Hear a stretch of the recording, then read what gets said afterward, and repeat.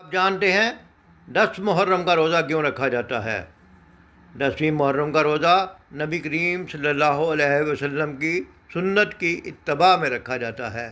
نبی کریم صلی اللہ علیہ وسلم نے اس دن روزہ رکھا، اور یہ روزہ اس دن کی یاد میں رکھا گیا تھا کہ اس دن موسیٰ علیہ السلام کو اور بنی اسرائیل کی قوم کو اللہ تعالیٰ نے فرعون سے نجات عطا فرمائی تھی۔ لہذا نبی کریم صلی اللہ علیہ وسلم نے خود بھی اس دن کا روزہ رکھا، اور یہودیوں کی مخالفت کے لیے، کیونکہ یہودی بھی اس دن روزہ رکھتے تھے، تو ان کی مخالفت کے لیے یہ فرمایا کہ اگر میں اگلے سال زندہ رہا تو 9 محرم کا بھی روزہ رکھوں گا۔ اس لیے 9 اور 10 محرم کا روزہ رکھا جائے تو بہتر ہے۔